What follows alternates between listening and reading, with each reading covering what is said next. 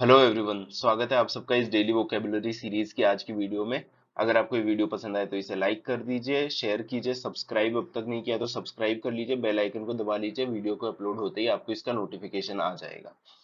तो सबसे पहले तो मुझे एक बात करनी थी। एक स्टूडेंट है, उन्होंने कुछ कमेंट किया था कि जो सिनोनिम्स है, मैंने एक वर्ड के बोला था कि इसके सिनोनिम्स मुझे अप्रोप्रिएट नहीं मिले, तो मैंने नहीं लिखे हैं। तो उन्होंने उसके सिनोनिम्स लिखे थे, तो वहां से मेरे को लगा कि ये बात करनी इंपॉर्टेंट है।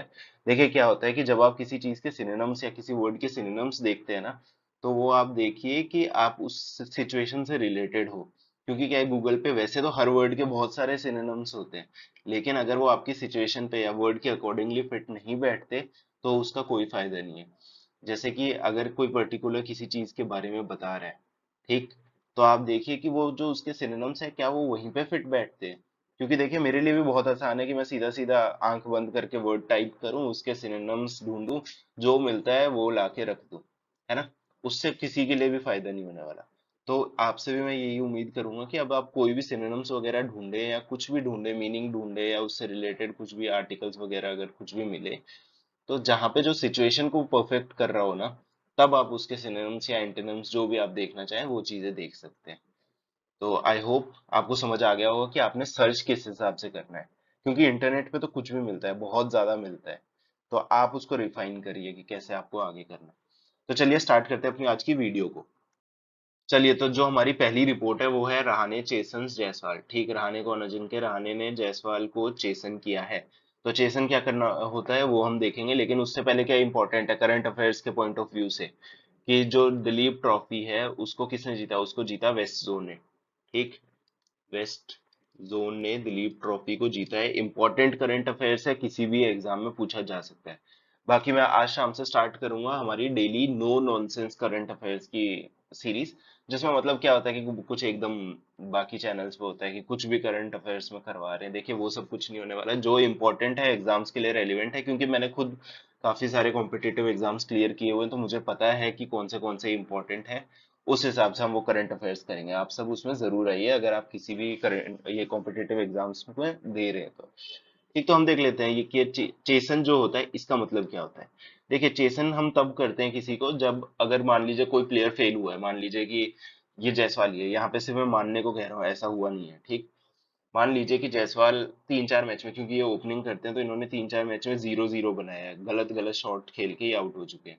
तो अगर इनका फेलियर है उसके बारे में रहाणे जो कैप्टन है इनके, ये इनको बताएंगे, तो वो होगा चेसन। ये पहली सिचुएशन हो गई। दूसरी सिचुएशन जो कि असली में हुई थी, जायसवाल क्या कर रहे थे, जो ऑपोजिट टीम के बैट्समैन थे उनको बार बार स्लेज कर रहे थे, उनका ध्यान भटका रहे थे स्लेजिंग कर करके। तो उन्होंने, जो बैट्समैन थे, उन्होंने अंपायर को कंप्लेंट की।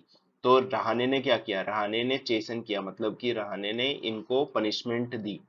ठीक, इस चीज के लिए तो उसके लिए भी वर्ड यूज होता है चेसन। तो इसको आप कैसे लिखेंगे? To make someone aware of failure, है ना। या तो किसी को अवेयर करना फेलियर के बारे में, यहाँ पे समवन कौन है? जायसवाल।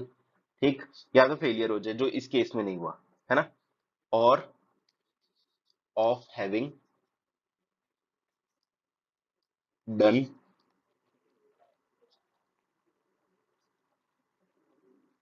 Something wrong. अब क्या इन्होंने समथिंग रॉन्ग किया था? बिल्कुल किया था। तो यहाँ पे केस है हमारा चेसन का पनिशमेंट वाला। ठीक, अब ये पनिशमेंट वाला है, तो मैं इसके सिनोनिम्स भी कितने सारे होते हैं, लेकिन मैं सिर्फ दो की बताता हूँ जो इससे रिलेटेड हो। पनिशमेंट वाला है तो इसके सिनोनिम्स सिर्फ रहेगा पीनलाइज। ठीक, और दूसरा हो जाएगा पनिश। तो सिनोनिम्स भी अकॉर्डिंगली, वर्ड के अकॉर्डिंगली होने चाहिए। ठीक, तो ये दोनों है सिनोनिम्स किसके? चेसन्स के।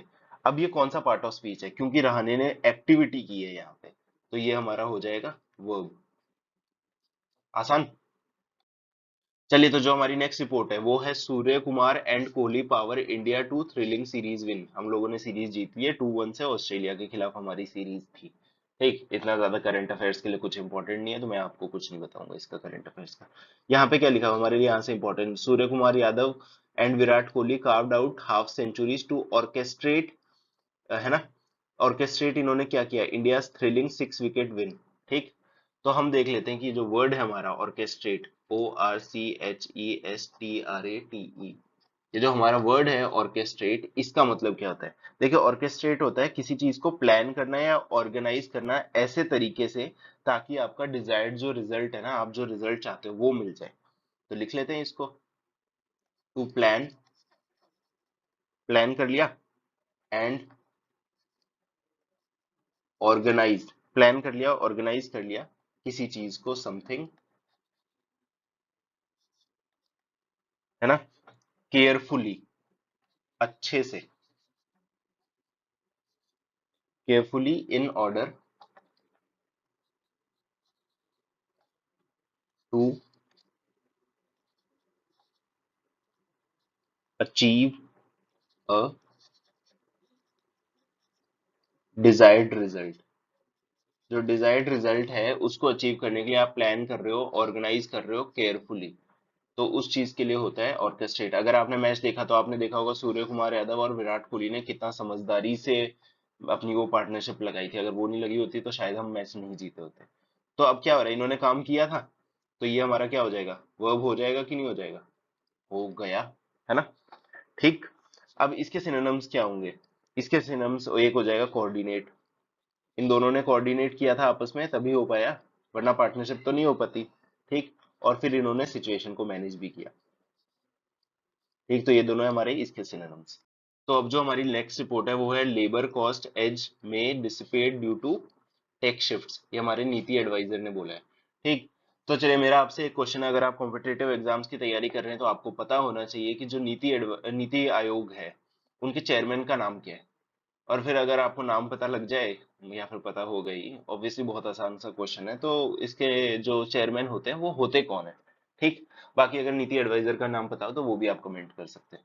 ठीक, तो हम देख लेते हैं कि जो डिसिपेट है, एक चीज मैं आपको और बताता हूँ, देखिए ये कमेंट करने से, देखिए कि 20 30 40 कमेंट से मेरा कुछ नहीं होने वाला, लेकिन इंपॉर्टेंट ये क्यों हो जाता है, जब आप कमेंट करते हो ना तो आपको वो चीजें याद रहती है, और वो चीज आपके बैक ऑफ द माइंड रहती है, जब आप एग्जाम दे रहे होते हो तब आपको याद आता है, हाँ ये चीज तो मैंने कमेंट की थी तो ये नाम है। ठीक। तो बस ये एक टेक्निक है, इसको अगर आप फॉलो करना चाहे तो कर सकते हैं। देखिए, तो ये जो डिसिपेट है, DISSIPATE। ठीक, तो डिसिपेट का मतलब क्या होता है? देखिए, डिसिपेट होता है कोई चीज धीरे धीरे करके गायब हो जाती है। तो ठीक, तो यहाँ पे क्या बताया जा रहा है कि जो ये लेबर कॉस्ट है ये धीरे धीरे गायब हो जाएगी अगर टैक्स शिफ्ट्स लगेगी तो। ये बात बोली हमारे नीति एडवाइजर साहब ने। ठीक, तो अब जो डिसिपेट है इसका मतलब क्या होता है? ये होता है टू, क्या बोला था, गायब होना। तो गायब होने को क्या बोलते हैं हम? डिसअपियर बोलते हैं कि नहीं बोलते? तो टू डिसअपियर, और धीरे धीरे, ग्रेजुअली। ग्रेजुअली क्या होता है, जो चीजें धीरे धीरे हो रही होती। ठीक, अब यहाँ पे भी एक्शन हो रहा है कि नहीं हो रहा? हो रहा है, तो ये हमारा क्या हो जाएगा, वर्ब। अब इसके सिनोनिम्स देख लेते हैं, अगर कोई चीज डिसअपियर हो रही है तो क्या वो डिसॉल्व हो रही होगी? बिल्कुल हो सकती है, डिसॉल्व। और दूसरा हमारा क्या होगा, इवेपोरेट। एग्जाम्पल देने की जरूरत तो नहीं है पर दे देता हूँ। बारिश हुई है, सूरज आ गया, अच्छे से धूप आ गई, अब क्या होता है, पानी एक बार में गायब होता है? नहीं होता, धीरे धीरे ग्रेजुअली होता है, इवेपोरेट होता है, तो उसके लिए हम वर्ड यूज कर सकते हैं डिसिपेट। ठीक, आसान वर्ड था, मुझे उम्मीद है आपको अच्छे से समझ आ गया होगा। तो हमारी जो लास्ट रिपोर्ट है वो है India INC needs a neuro diverse work place. सबसे पहले तो हम ये देखेंगे इंडिया आईएनसी क्या होता है, वरना आपको समझ ही नहीं आएगा ये आर्टिकल कहना क्या चाहता है। देखिए, इंडियन आईएनसी एक टर्म है जो इंडियन मीडिया यूज करता है इंडिया के फॉर्मल सेक्टर को बताने के लिए। ठीक, फॉर्मल सेक्टर की बात करता है वो इंडिया आईएनसी बात करता है ना। वहां पे एक न्यूरो डाइवर्स वर्क प्लेस होना चाहिए। वर्क प्लेस क्या होता है, जहाँ पे आप काम करते हो। और न्यूरो डाइवर्स का मतलब क्या होता है? देखिए, न्यूरो डाइवर्स होता है हर इंसान जब अलग अलग चीजें सोचता है, मतलब कि हर इंसान के ब्रेन की क्षमता अलग अलग चीजें सोचने की, क्योंकि मान लीजिए कोई एक सिचुएशन है, उस सिचुएशन को हर इंसान अलग अलग तरीके से परसीव करेगा, रिएक्ट अलग अलग तरीके से करेगा, उसका सॉल्यूशन अलग अलग तरीके से देगा। यही तो ब्यूटी है ना इंसान की। तो उसमें जिसका बेस्ट होगा वो हम ले लेंगे, है ना। तो बस न्यूरो डाइवर्सिटी वही होता है। तो हम लिख के देख लेते हैं इसको। इट रेफर्स, इट क्या है यहाँ पे, न्यूरो डाइवर्स की बात हो रही है, इसको हम एक्सप्लेनेशन की तरह देखेंगे, है ना, जैसे एग्जाम में लिखते हैं। It refers to the unique way that each persons brain develops. ठीक। तो ये एक यूनिक तरीका होता है जो हर इंसान का दिमाग अलग अलग तरीके से डेवलप करता है, उसको हम न्यूरो डाइवर्स बोलते हैं, न्यूरो डाइवर्सिटी बोलते हैं। अब इसका सिनोनिम देखिए, इसका सिनोनिम देखने की मतलब कि ये तो एक चीज है ना, कोई ग्रामर का वर्ड थोड़ी ना, इंग्लिश का वैसा वर्ड थोड़ी ना, तो तौहीन होगी, लेकिन स्टिल हम करेंगे। देखिए इसका सिनोनिम आप क्या बोल सकते हो कि you are different from me, है ना, हर इंसान अलग होता है, तो तुम भी मेरे से अलग हो कि नहीं? बिल्कुल। चलिए, तो यही था हमारा। तो मिलते हैं अब अपनी शाम को करंट अफेयर्स की वीडियो में, तब तक के लिए गुड बाय, टेक केयर।